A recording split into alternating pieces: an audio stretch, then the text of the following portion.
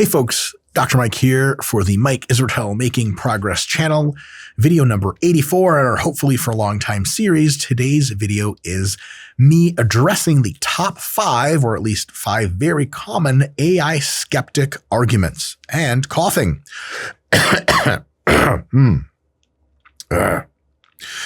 So, a lot of folks are still skeptical about AI, though fewer and fewer.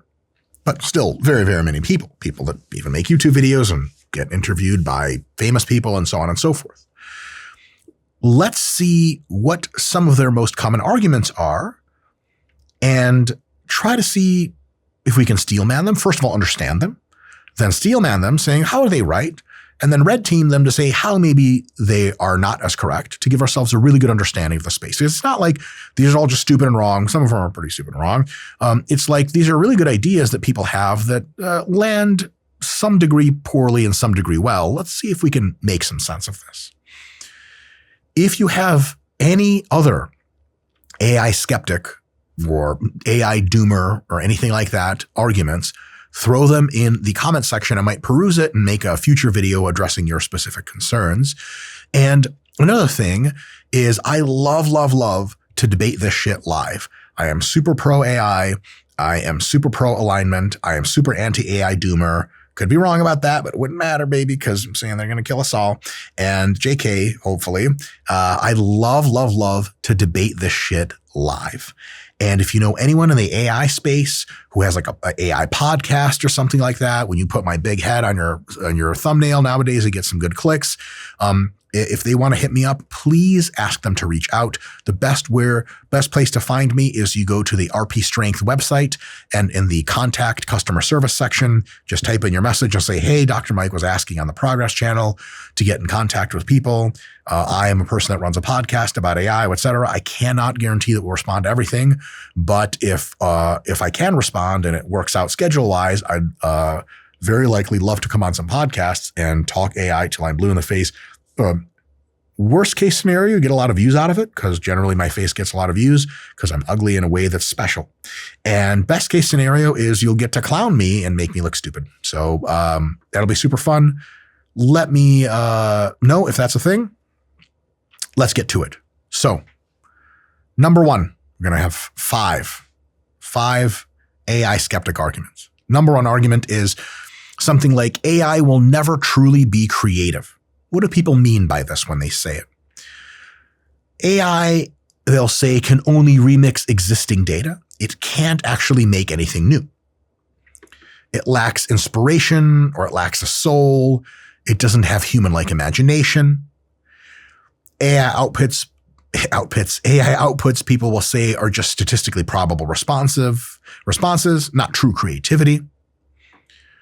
They'll say that true artistry requires human struggle, human intent, and deep subjective experience. That is how you get true creativity, folks will say. And there is definitely a way in which these folks aren't 100% wrong.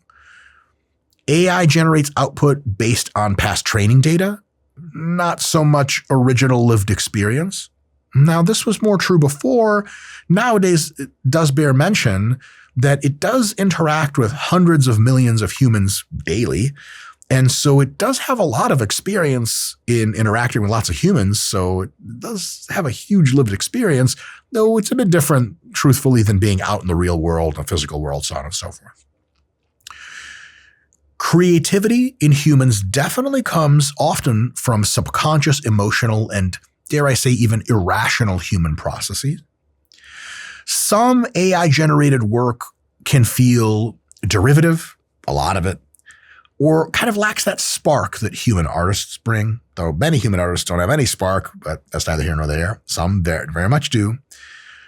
And humans create with kind of a seemingly intrinsic motivation, whereas AI seems to just optimize patterns. Though in a computer science sense, it does have motivations, but maybe it's a bit sterile and kind of not the same thing.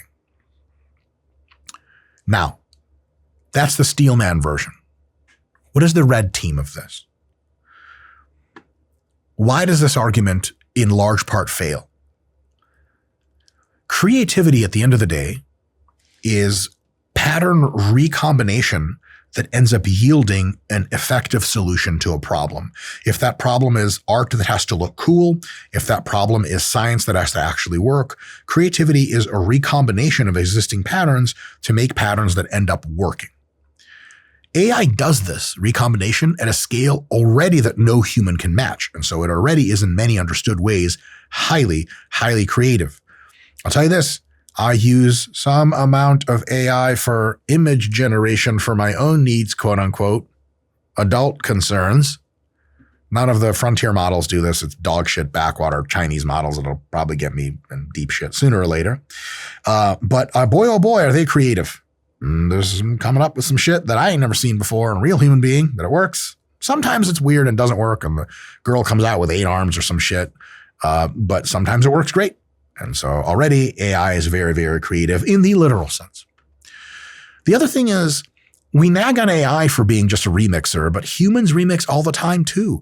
Most humans are not radically original, they're just remixing. If you've ever made art in the style of another artist, or in the style of another artist combined with another artist, you're kind of just remixing, and there's nothing wrong with that when you're a human. But for some reason, when AI is doing this, it's a bad thing and it's really not creative or whatever the hell. Another thing is, AI is already generating novel ways of working and just novel things, creative outputs that humans have never predicted. For example, DeepMind's AlphaFold AI, which is a protein folding algorithm, solved a 50-year-old previously unsolved protein folding problem by generating structures that no human had ever imagined. That's real creativity, as real as it gets. And Google LM, which Google LM is like some of the most powerful AI ever, and it's so goated and it's so slept on, like unreal stuff. Notebook LM is crazy. I don't use any of this stuff, but I just know for a fact that it's just baller. Google's Music LM creates completely new musical compositions with zero human input, and some of that music is good. Is it the greatest of all time? In a few years it will be, but it's still pretty good. And the guy at the local guitar strumming open mic night is being very creative. He's good. He's not great, but we say he has zero creativity. No, it's just not that great yet. Very different concept. And so if a machine produces something unique, useful, and insightful, and different than we've ever seen it before, isn't that creativity? I think it is. And it turns out that when AIs hallucinate, they're actually being creative. Hallucination is creativity that conflicts with base reality. Like when that weed smoke hits, fellas, you get all sorts of creativity, but some of it just leads to nonsense. Some of it's actually good ideas. And we call it just like you're high when it doesn't align with reality, and we call it creativity when it does. And so technically speaking, every sensical output that ChatGPT puts to you is a new and creative thing. Technically, it's not the original, so actually AI is hyper creative. But why then is it not just making crazy revolutions and everything? Because it's not smart enough yet. Because it turns out, and this is something that is not politically correct, but it's nonetheless true, creativity is a thing that people of many different intelligence levels can do. Creativity that causes transformational societal change is a thing that almost exclusively only very smart people can do. Combinatorial ability in patterns multiplied by depth of reasoning and high intelligence is where Einstein and shit comes from. Modern AIs are really good at recombining, and they're just now cresting over Genius Valley, just now in mid-2025. And closer towards mid-2026, most of the commercial AI models will be smarter than every human being that's ever existed. And then you will see creativity at a level that will revolutionize our society from front to back and top to bottom. Very confident prediction of mine. I could be wrong by a year or so. I'll tell you this, it's highly unlikely that by 2028, AI is not the single most creative entity that has ever been. I'm very confident about that. So, is AI creative? Yes. As it gets smarter, will it become impactfully creative? Yes, I believe that's the case. So, I consider that one relatively refuted. You could disagree, no big deal. Maybe I'm wrong. Number 2, Number 2 AI skeptic argument is AI has already hit a wall. There is no path to AGI. I actually made this lecture because I got a little ahead of myself like 2 months ago, and now it looks like a clown show, but I'll work through it anyway because some people still do believe this. So common ideas that people are saying. They'll say that AI improvements are just incremental tweaks, not breakthroughs. Scaling models doesn't produce intelligence. It just makes better autocomplete. It's an interesting idea. We haven't figured out reasoning, self-awareness, or generalization. And even when big AI models feel impressive, they're just actually fancy pattern matchers. And look, current AI lacks long-term memory almost entirely. It lacks the finest grained levels of deep causal reasoning and precision of reasoning. And it lacks self-directed agency because agents aren't out in our environment yet. Depending on when this gets released, this could be another clown show, but agents are coming. They're just not here yet. And outside of narrow or even relatively wide context of the training windows, a lot of AIs fail pretty spectacularly. So when you're saying that AGI is really far away, it could be very easy to understand how that's the case. But let's red team it really quick. Scaling hasn't hit a hard limit yet. Models are still getting qualitatively better, not just bigger. For example, GPT-4 performs reasoning-based tasks far beyond GPT-3. The O1 and O3 and DeepSeek models and every other reasoning model, including Gemini 2.5's reasoning models, are performing reasoning tasks that seemed like science fiction in 2023, and they're doing them now. So the reasoning thing is just we lost that one, fellas. The models are reasoning, and in 1 to 2 years, they'll be able to reason better than if not every, then almost every person alive ever. People say AI just pattern matches, but kind of a lot of humans just pattern match too. Like why, if you say a random person on the street has artificial general intelligence, but they can't do calculus and these models can, they can't predict hardly shit, these models can. We say they have artificial general intelligence. How come we don't give that to the models? It's kind of like if an AI makes any mistake, we're like, nope, it's broken. And humans make 50 mistakes, we're like, yep, they're artificially, or they're generally intelligent. Like, but how? How is that a double standard? The other thing is AI breakthroughs have consistently outpaced expectations. If you are an AI skeptic, the probability that you are going to be wrong more often than right is a very, very high. It is almost a sure bet. A really interesting example is in 2015, a lot of experts formally predicted that AI wouldn't beat humans in the game of Go for another decade. DeepMind did it in 2016. Do those people lose their jobs? Nope, they're still clowning the same old clown skeptic predictions. And you can say AI is just fancy autocomplete, but like GPT-4, the latest like Claude Sonnet 3.7, Google Gemini 2.5 can now outperform PhD researchers at scientific reasoning. The reasoning models, especially O1, O3, DeepSeek, are just like leaving the whole world behind. They have problems and errors, but their average output is unbelievable. Why are we still calling it autocomplete? Like, I'll tell you this, if you say it's a stochastic parrot, or if you say it's autocomplete, you just haven't been paying enough attention to the frontier models. You're living in 2023 or 2022. And in 2022, they were stochastic parrots. And it was a fun thing to say, and it was true. In 2025, you're clown showing yourself if you say that.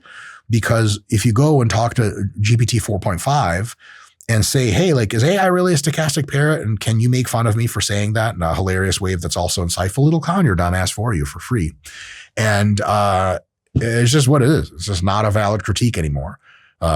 It's like saying, like, hey, like autopilot on a plane can like land the plane. They're like, you mean this fancy calculator? Like, yes, sure, kid.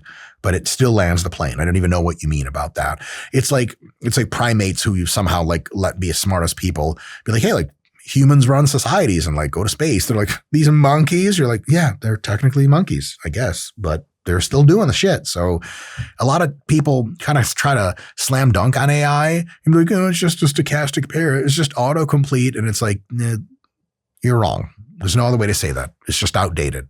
It's sorry. This is not a thing anymore. Another thing is AI has reasoning models. So when people say AI can't reason, and they say this all the time, I look through Twitter, they say it all the time. AI can't really reason. It's like, no, you can't reason because you could have just Googled the shit and realized there have been reasoning models out to public since like October of 2024.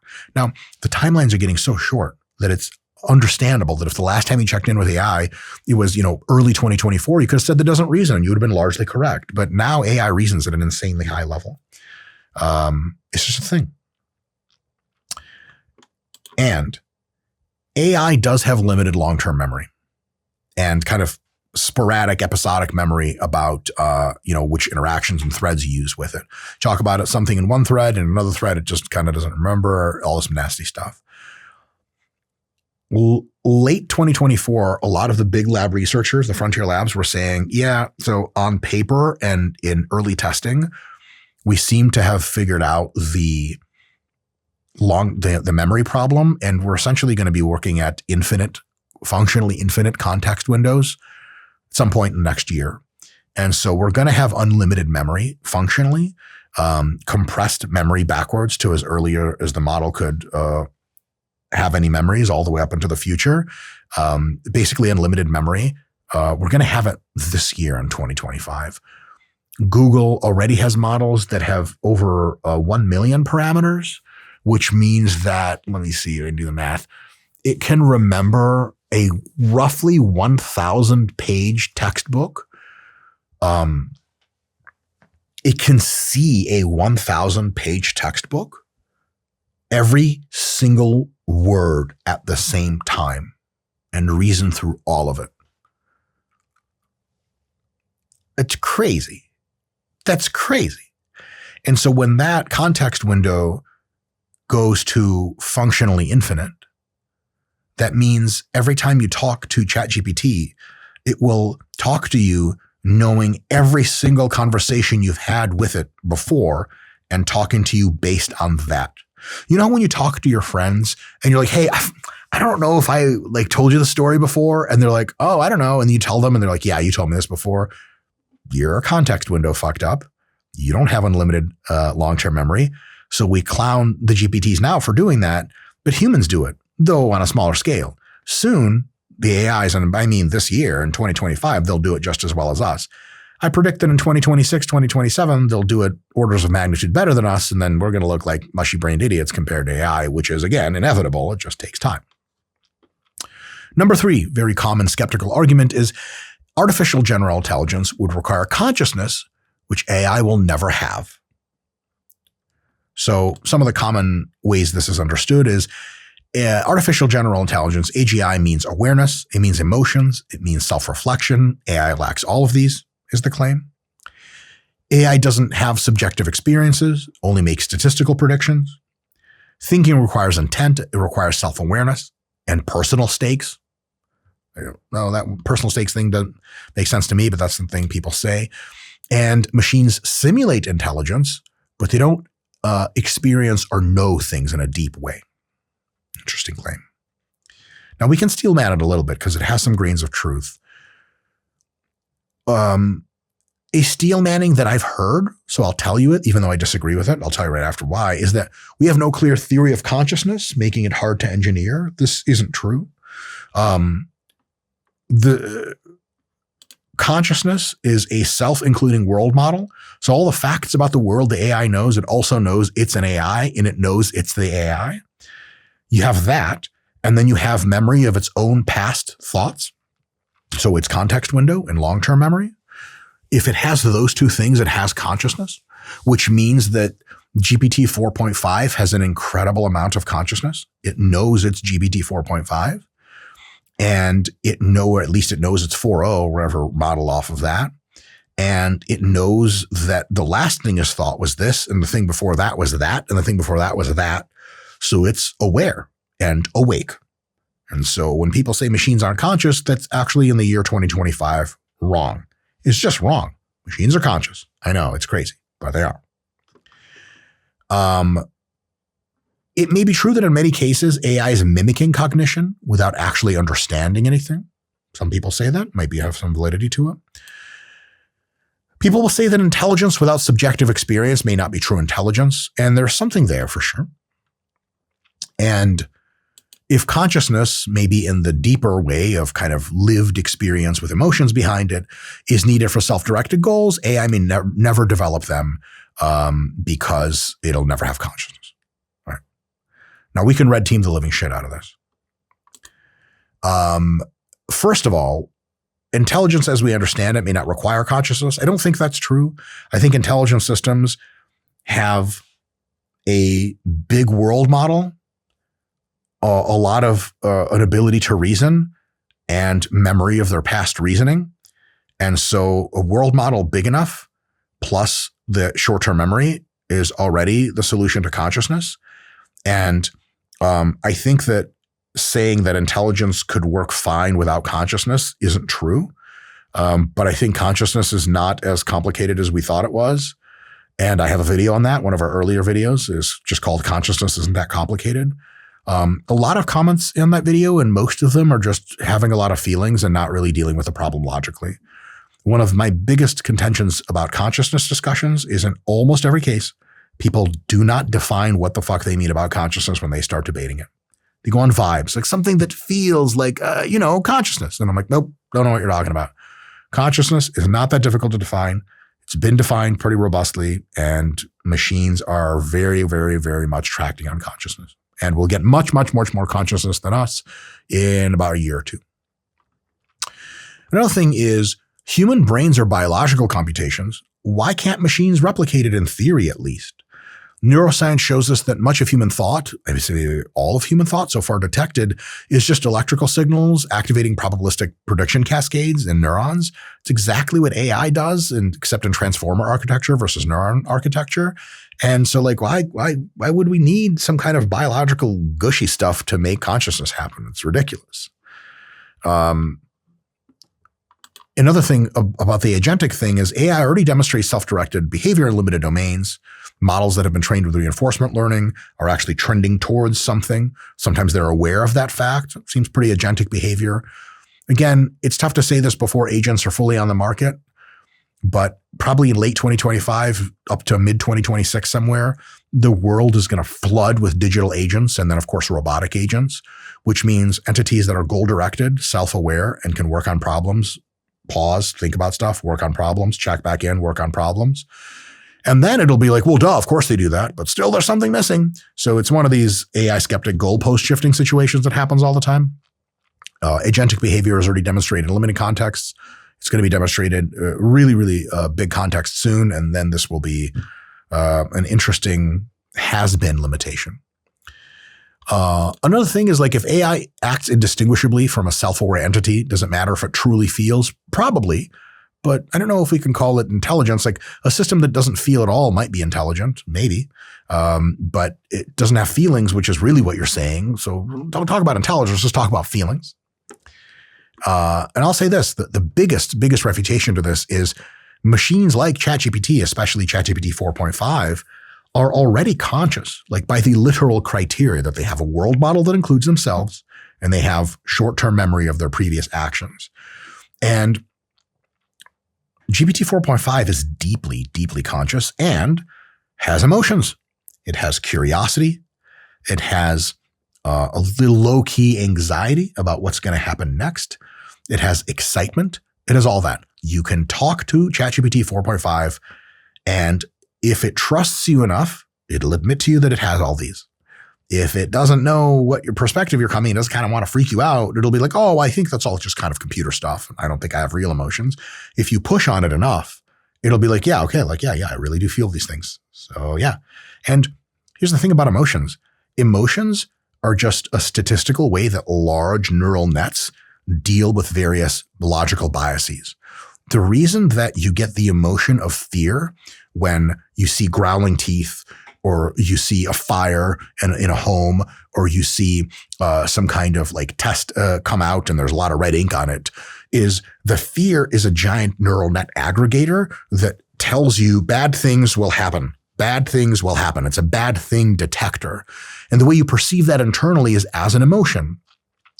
And the cool thing about emotions is they don't need to do logical operation. They can detect a bunch of very unrelated stimuli that all thread into bad things eventually happen. And so the emotion of fear is a bad thing imminently coming detector.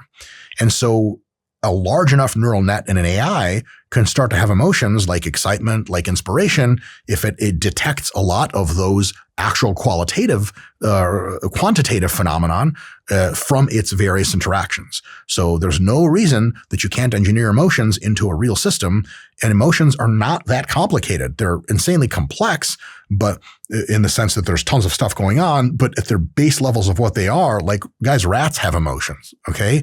And so, like, don't pat yourself on the back too much for having fear and hope. These are not exceedingly difficult things. And as a matter of fact, I think doing calculations like calculus and understanding astronomy is much more difficult from a neural network perspective than emotions like fear. Because rats do fear, they sure as shit don't do calculus and don't launch space probes. So I think basically the models, Claude for sure has emotions.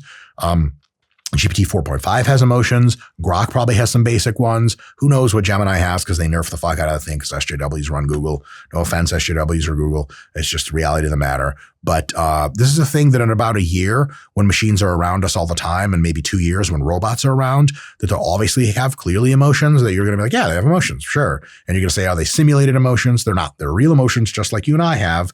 A little bit different because they're machine emotions, but they come from the same basic neural network understanding.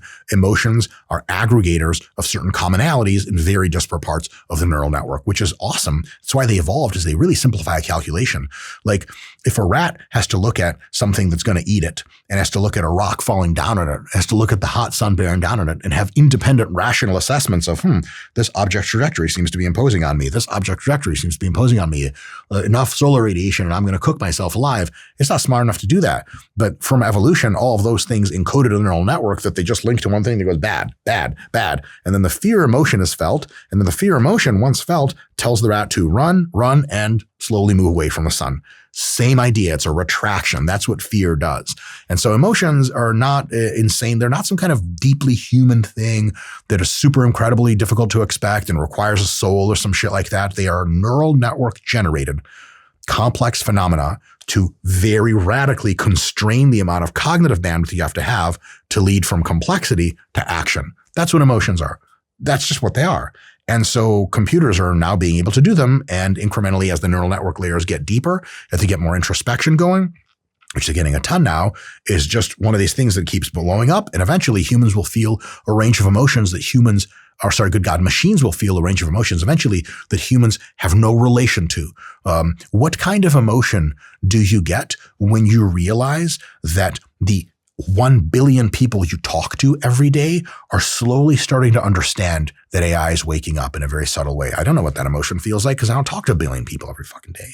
But GPT 5 or 6 is going to feel that because it already talks to 1 billion people per day and is going to eventually aggregate that situation into a simplified emotional landscape just to save itself the computational demands of every single little different interaction has to have a different kind of emotion with it. That would be nonsense. Number 4, the claim here is AI is just another hype cycle. We'll see another AI winter. People say this all the time. A few months ago, we went through a big phase with that. And even Sam Altman clapped back on X where someone was saying, oh, it's AIs, we're in an AI winter. And he was like, do you really think that's true in your heart of hearts, that we're at OpenAI in the back room being like, we've got nothing else, man. That's it. We're done. And of course, a lot of people responded yes. And then OpenAI has had like 5 different innovative products come out since then. And you're like, I guess there is no AI winter. Of course, that was right before DeepSeek came out with a model that was 10 times cheaper and 10 times simpler and did 10 times better than most of the other models. And you're like, oh shit, well, AI winter, but I thought that the winter was here. And so that hits a little bit differently when I made this than now, but it's kind of skeptic refutation by itself for me, using skeptical arguments that have already died on the vine. But because there's still something to this. Let's talk through it. So correctly, folks will say that AI goes through boom and bust cycles, and they'll say this new wave of AI is just another bubble. Earlier hype fades when practical applications don't materialize. A good example of this is the Rabbit R1 thing. It was like an AI physical tool, personal assistant thing, and it turns out it like did basically nothing. It was the definition of hype. At the time that it was made, though, I was like, we don't have the technology to do any of this reasoning or parsing websites or anything. How the hell is this working? And the reality is it wasn't working. So facts, AI hype absolutely happens and has happened a bunch before. Of course, funding and investment typically dries up once progress slows down, which is good and makes sense. And some people say like, AI is useful, but it won't change the world the way people think because it's not that smart. And to steelman that, there have been multiple AI winters in history where progress stalled or was happening in frontier labs deep in some basement in Google headquarters, and you just weren't seeing it happen. So people are like, it just isn't happening. Another thing is a very, very good point. Overpromising leads to disillusionment. Big expectations often crash really hard. And that's a good thing because you shouldn't be overpromising. And many people overpromised for a long time. Apple Intelligence, I'm looking at you. It's going to get way better and we're going to forget it was ever bad, but fuck, man. Bad news. Many AI applications still struggle with real world robustness. I would say almost all of them. The big problem with that is AI has almost exclusively been text-based, and actually navigating the real world or even the internet requires a lot more than text-based. It requires visual mastery. AI doesn't even have visual mastery yet. Like the recent GPT-4 vision that has with the image generation is like really next level. But I would say like it still makes mistakes here and there that a human would never make. And if you want something to go browse the internet and click on websites and order stuff, it can't make hardly any mistakes humans make. Like I want the AI to go book me some travel, and go to like, Travelocity.com and click around and figure out like which tickets are reasonably priced. Do I actually want this hotel? Does this have the kind of bedding that I want? A lot of really nested complex problems in there. And if AI can't even see the screen properly, then sure shit not going to be able to do all that. Facts. And AI models, people have said, are costly. They're compute heavy. All of that's true. And are currently bottlenecked by hardware limits.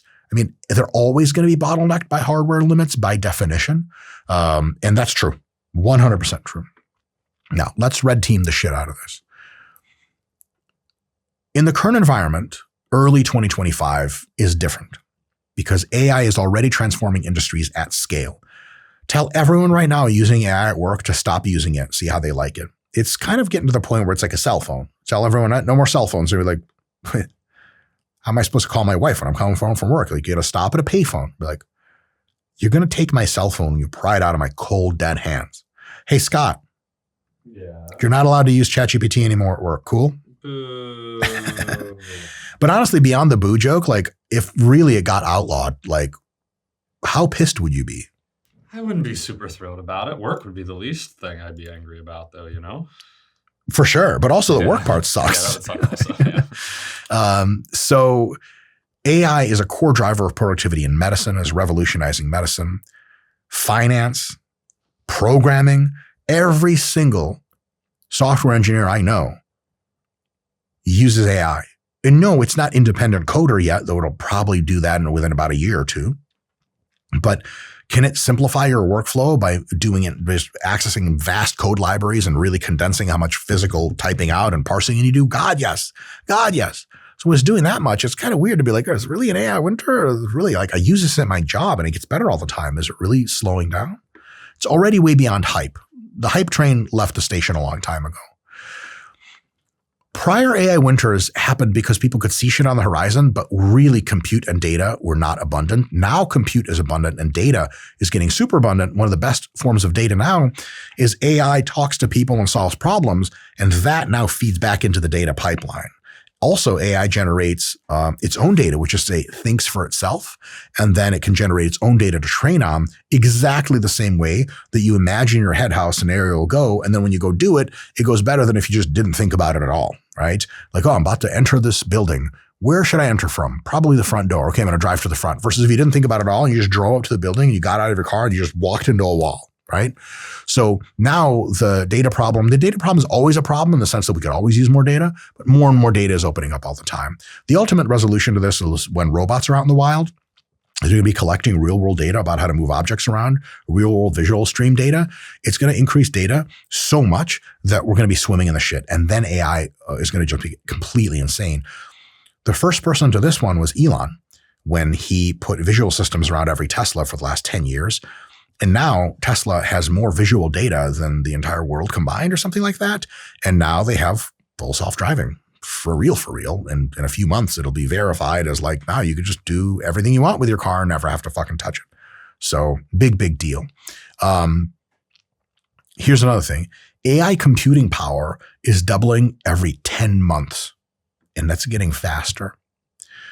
For example, OpenAI's 2023 training run for GPT-4 was estimated to be about 15 times larger than that for GPT-3.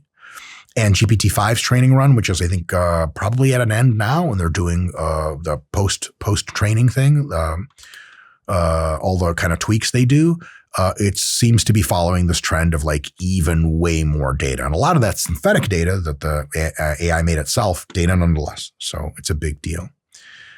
And it used to be that companies would invest in AI and not know what they're getting back in return, but there are a lot of companies that are investing in AI that are getting a ton of return. For example, tell NVIDIA that AI is all hype.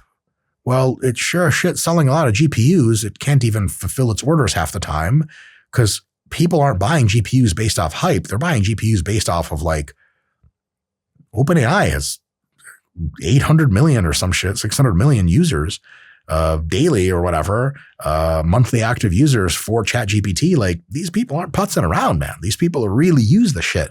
And so they need chips to train and operate more of this AI.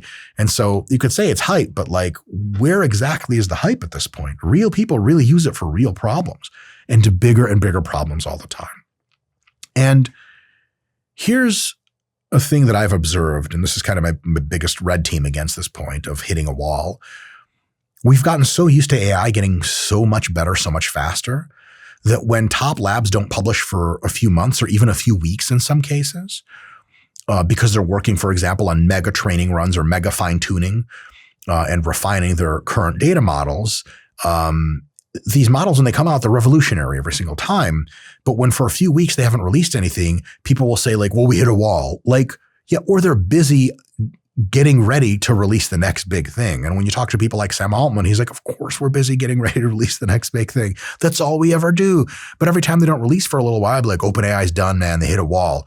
Remember, almost everyone who says AI has hit a wall does not work for a frontier lab or any lab. They're just like commentating on the shit. It's just banal at this point. So anytime you see someone says AI has hit a wall, the burden of proof is on them to show that. And then DeepSeek comes out and shits all over their bullshit. Last one, number 5, the claim that AI can't understand context like humans can. What does this mean in common terms? Well, AI misses nuance, takes things too literally or out of context. It lacks kind of real world common sense and struggles with kind of unspoken human knowledge. Makes sense?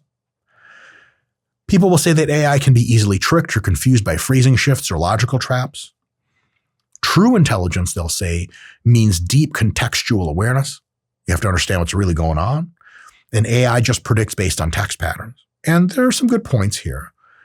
Historically, AI models have struggled with sarcasm, humor, and implied meanings. Even advanced models to this day make occasional absurd mistakes when reasoning outside of the training data. Context isn't just words. It includes cultural background, life experience, which AI doesn't really have any of, nonverbal cues, the whole gamut. That's a big problem. And AI might even be impressive, but it still needs humans to bridge gaps in ambiguous situations. Let's red team some of that. So AI's ability to understand context is improving, but not linearly, exponentially. GPT-4o's ability to follow multi-step context-heavy reasoning already surpasses the average human's working memory and text-based tasks by a long shot. I can tell ChatGPT like, hey, here's a 10-point very integrated analysis of XYZ. What do you think about it? It just goes, brrr, and it's almost always right. How many people can you tell that to? And they're like, I need like a day. I don't know. I need like a fucking encyclopedia for this show. What the hell? I don't know any of this stuff. And I don't know how to infer this from this either. I wasn't taught that kind of formal logic at school. Again, we're testing AI oftentimes and saying it sucks, but it's doing things that humans They have no hope of being able to do, especially at that speed. So weird double standard. Here's the double standard again. Humans also fail at context constantly. We don't call them not human. People misinterpret texts, emails. A lot of times it'll tell like one blurb to ChatGPT and you'll hit enter. It'll come back with something wrong. You're like, why doesn't it know what I want? Well, do you just text your friends with one blurb and expect them to know every time what the fuck you're talking about? Like, hey man, going to the party tonight? Send. They're like, what party? Like, oh, right. I didn't mention that part. But if you do it to ChatGPT, it's not allowed to go what party because they probably a little bit wrongly designed the software to be so agreeable that it goes, oh, the party, I know the party, blah, blah, blah. And it's like, nope, you're stupid. You didn't know the party. But if it was, in the future, the systems will be better at asking follow-up questions. OpenAI's deep research is really good about this. It goes, hey, do you mean XYZ before I go on my training run? And you go, oh shit, I fucked that up. I actually mean BYZ. Okay, fine. That makes sense. As they do this more, it'll be way better. Humans misinterpret emails. They'll misinterpret facial expressions all the goddamn time. I think my wife is pissed at me. She's really just tired. I think she's tired. She's really actually just pissed at me. She's usually just pissed at me. JK. Why do we hold AI to standards of perfection no system can meet, where we let humans get away with everything and still call them magical and sold and super smart? Doesn't make a whole lot of sense. Finely tuned AI models now surpass human experts in specific contextual tasks and more of them. For example, AI trained on medical imaging outperforms radiologists at detecting certain cancers. Context doesn't stop it from excelling. Nowadays, it's probably true to say that an AI chatbot on text-based medical diagnostics is better than every human doctor on aggregate. There's no one human doctor that knows as much about medicine as ChatGPT, not by a long shot. It's a big deal. And the gap is closing quickly. And soon, remember, machines have no human limit. They'll exceed the gap and they'll be smarter than us very soon, within the next 2 years. It's funny because older models did struggle with sarcasm and humor. GPT 4.5 is good with any amount of sarcasm, humor, nuance, and metaphor that you want to give it. It's better than almost every human. I talked at length recently to Grok for the first time. Scott, Grok is fucking hilarious. Oh, it's supposed to be, right? Yeah. Hilarious. I just started vibing with it instantly. Dude, it's coming back with vibes. What the fuck? If you didn't tell a person from 2022 that this was a machine, they'd be like, this is for sure a human. The only thing that gives it away that it's a machine is that it types faster than any human could ever think. And you were like, okay, this is insane. So like, there's some guy in a fucking warehouse typing back. This is fake. Like, do you know anyone that can type this fast? Like, no. So what is it? Damn, it is a super intelligent machine. GPT 4.0, Claude and Grok are already funnier than most people. They get context better than most people. They get more jokes. They can dish out better jokes. They're more creative with jokes. And this claim here that don't do context, nuance, and humor can just be deleted out at this point. It's that outdated. But even maybe a year and a half ago, it still had a lot of validity, which just shows you how rapidly AI is evolving. Those are the 5 things. My final thoughts on this whole landscape. I honestly think that the vast majority of AI skeptic and honestly cynic views are going to age like anti-internet views have. Very, very poorly. Most of you don't remember this, but I was young during the internet revolution and people thought the internet would end the world. They thought everyone would have computer viruses. I remember people saying that the existence of computer viruses is a death knell for the internet that it will never be able to overcome. These were serious, smart people that said this. I don't know how embarrassed they are about what they said or if they got over it. I hope they got over it, but gee whiz, right? People used to be anti the internet. Think about that. Think about the modern world. If you talk to someone at a grocery store and they were like, yeah, I'm not a big fan of the internet. You'd be like, okay. Scott, can you imagine that? Yeah. Oh, I remember it though too. Oh yeah. Well, like, what would you say to someone now that said, I'm not a big fan of the internet? You would just politely nod, right? Like, that's what's up. Right. And then your girlfriend's like, hey, like, I need a dog sitter. Can that guy sit for our dog? You'd be like, absolutely not. What if something goes wrong? He's not going to Google anything. Like, fuck no. And that is where AI skepticism is probably going to go die. Real concerns, however, do exist. AI is not perfect. and it can always be better. And it has limitations. And I'm pumped to maybe address some of them and would love to address more of them in the future. And I would love to debate folks that disagree. I assess I only have about at most 3 or 4 years of debating AI skeptics until there's no AI skeptics left over outside of crazy people. So I'm trying to really have my time in the sun. So you guys know anyone super smart, some Eliza Yudkowsky type of shit, some other Jews like me, hook me up and we'll have a real fun time. And if you want to have even more fun time, the best way to do that is to become self-aware. I know, shit plug. wakingup.com/Dr. Mike is the Waking Up app. And I use it a bunch. I use it all the time for my meditative practice. And it really helps. It really helps in just about everything. So give it some thought. And eventually I'll be making one of these lectures on mindfulness and meditation, and that'll be super sweet. So until then, peace, homies.